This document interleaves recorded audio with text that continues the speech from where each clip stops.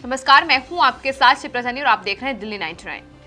दिल्ली के मायापुरी में कबाड़ मार्केट पर एनजीटी ने सख्त कार्रवाई की है, जिसके बाद से वहां के व्यापारियों में काफी रोष देखने को मिल रहा है। साथ ही व्यापारी इसका काफी विरोध भी कर रहे हैं और एनजीटी का ये कहना है कि कबाड़ मार्केट में जिस तरीके से भारी वाहनों के पार्ट्स को काटा जा रहा है, उससे प्रदूषण फैल रहा है। आपको बता दें, एनजीटी ने एक इंग्लिश न्यूज़पेपर की खबर पर संज्ञान लेते हुए ये सख्त कदम उठाया है। लेकिन इस पर वहां के कबाड़ी व्यापारियों का क्या कुछ कहना है और सरकार से वो क्या कुछ मांग कर रहे हैं, सुनिए।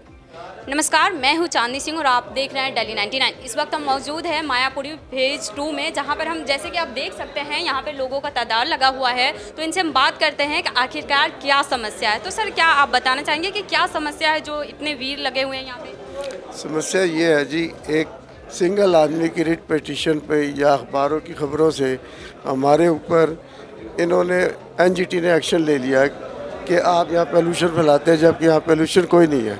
आप यहाँ पोल्यूशन फैलाते हैं, गाड़ियाँ तोड़ते हैं, बाहर सड़कों पे माल रखते हैं, तो इसलिए हम आपको यहाँ कुछ रखने नहीं देंगे। लेकिन असलियत यह है कि हमारे काम से कभी भी पोल्यूशन नहीं फैला, गाड़ी तोड़ने से पोल्यूशन नहीं फैलता, हमारे सिर्फ ट्रेडिंग है।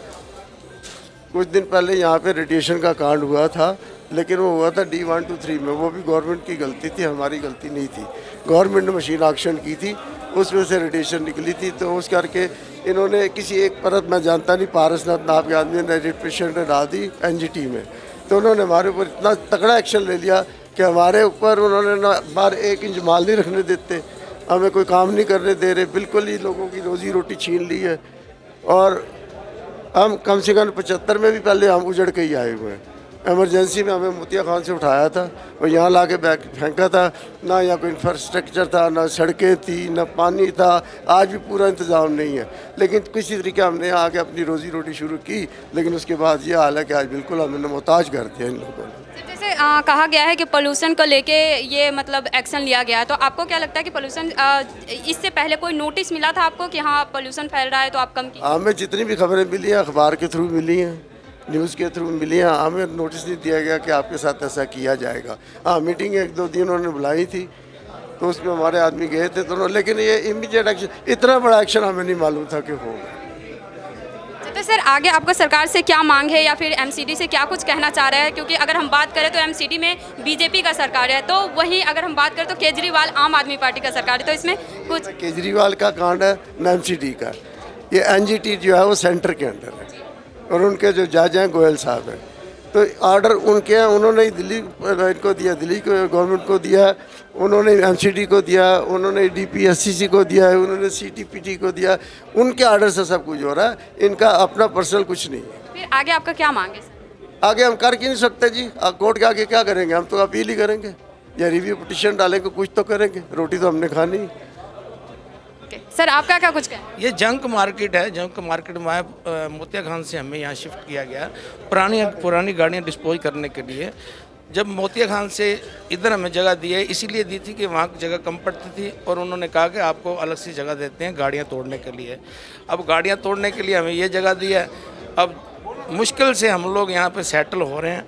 अब जैसे ही सेटल होने की जगह आई है, अभी आप देख लो ना, 75 को हमें ये जगह मिली थी, तो उन्होंने हमारे ऊपर पेनल्टियाँ लगा दी। पहले तो कवर एरिया का कब्जा, अपना नक्शा नहीं दिया इन्होंने हमें, डीडीए ने। जब नक्शा दोगे तो हम दुकान बनाएंगे। अब नक्शा दिया नहीं है, उसके बाद में हमने केस डाला डीडीए में कि हमें आपने नक्शा दिया नहीं है और आप ना बनाने की पेनल्टियाँ लगा रहे हो। तो उसके चक्कर में हम केस जीत भी चुके हैं। अब जब केस जीत गए तो उन्होंने 100 गज का उन्होंने कह दिया आपको 100 गज तक की माफ़ की है। ये बताओ आप, कहाँ लिखा हुआ कि जब सारे अलॉटी हैं, किसी की 100 गज है, किसी की 200 गज है, किसी की 400 गज है, तो अगर कोर्ट ने माफ़ किया कि आप इनसे पेनल्टी नहीं ले सकते तो सारे सबके ऊपर लागू होगा। इन्होंने कह दिया जी सिर्फ 100 गज के ऊपर माफ़ है, बाकी कहाँ जाए।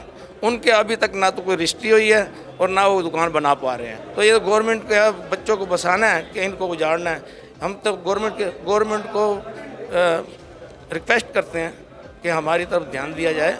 हम पहले पाकिस्तान से उजड़े हुए आए, फिर 75 में मोतिया खान से मायापुरी आए, अब मायापुरी से भी हमें खदेड़ने की योजना बनाई जा रही है। अभी का क्या समस्या, अभी जो जिस तरह से दिखाया गया कि रातों रात एमसीडी वाले ने आया या एनजीटी वाले ने और माल उठा लिया गया, तो उस पर सर उस पर क्या कुछ कहना है? अब ये देखिए ना कि रात के 12 बजे 1 बजे 1:30 बजे माल उठा कर ले जा रहे हैं, ये कहाँ का कानून है? जंगल राज है कोई जंगल राज तो नहीं है ना।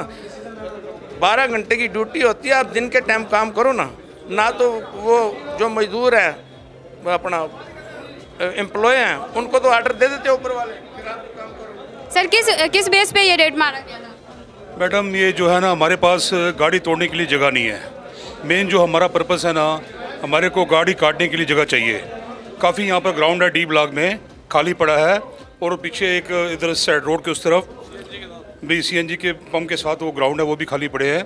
और एशिया की सबसे बड़ी मार्केट है हमारी, और हमारे पास कोई पार्किंग नहीं है और कोई गाड़ी काटने की जगह नहीं है, और कोई रोड्स आज तक बने नहीं है। और जब ये 75 में जब ये मार्केट उठाई गई थी मोतिया खान से सॉरी, तब जगमोहन जी डीडीए के अध्यक्ष थे, हमारे बुजुर्ग गए उनके पास, तो प्रोटेस्ट कर रहे थे। नेचुरली एक जगह कोई बसा हो तो उजड़ने में थोड़ी तकलीफ़ होती है, तो काफ़ी प्रोटेस्ट किया। तो जगमोहन जी ने कहा कि आप मेरे को, आपके बच्चे मेरे को याद रखेंगे, मैं आपको मायापुरी भेज रहा हूँ और काफ़ी बड़ी बड़ी दुकानें दे रहा हूँ, आपके बच्चे और आपके जो पोते होंगे जो काम करेंगे मेरे को याद रखेंगे।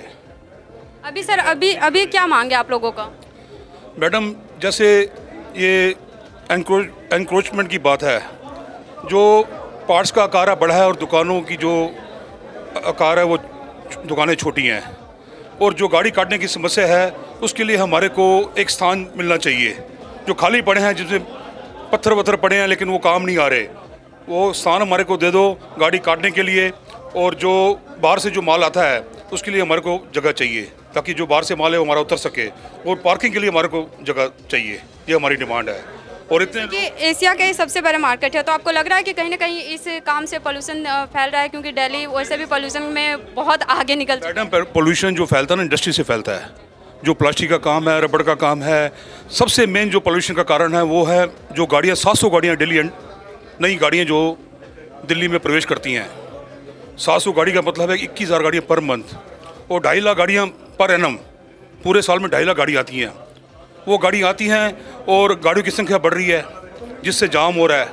एक घर में 5-5, 7-7, 10-10 गाड़ियाँ हैं मैडम। बहुत दिक्कत है। हमारे 3,000-4,000 दुकानों के परिवार लगे हुए हैं, उन परिवारों के साथ बच्चे और लेबर जुड़ी हुई है। हमारे पास सारा रोजगार हमारा छीन के हमारे को पटरी पे ले आए। हम दुकान पे माल रख के हम क्या बेचेंगे, अंदर रखा पड़ा होगा तो। इससे पहले भी सीलिंग से लोग काफ़ी परेशान है और बेरोजगार हो चुका है बहुत। भी चल गई थी ये मैडम, ये तो सीलिंग नहीं है, ये तो अत्याचार है। ये तो लोगों को हमारे ऊपर अत्याचार है, हमारे कबाड़ियों के ऊपर। हमारे को बसाया इन्होंने, पहले उधर से उजाड़ के फिर आगे से उजाड़ के, कहाँ से उजड़ते रहेंगे मैडम। ये तो हमारे बारे में कुछ गवर्नमेंट तो सोचे ना। पोल्यूशन है तो पोल्यूशन है, दिल्ली में ही खाली है और शहरों में कबाड़ी दुकानें हैं। मैडम जो ये है ना, ये जो हमारा ट्रेड है ना, ये पोल्यूशन को कम करता है, क्योंकि जो गाड़ियाँ खड़ी हैं उसको काटते हैं, और जो स्क्रैप गाड़ियाँ जो रोड जाम करती है, जिससे वजह से हमारा पोल्यूशन बढ़ता है, उन गाड़ी को हम काट देते हैं। काट के पार्ट से पोल्यूशन नहीं है मैडम, पार्ट से क्या पोल्यूशन है। तो देखा आपने, एनजीटी के इस सख्त एक्शन के बाद व्यापारियों में काफी गुस्सा है, और साथ ही उन्होंने ये कहा है कि एनजीटी ने गलत तरीके से उन पर कार्रवाई की है और उनके साथ लगातार नाइंसाफी हो रही है। और अधिक खबरों को जानने के लिए सब्सक्राइब करें दिल्ली 99।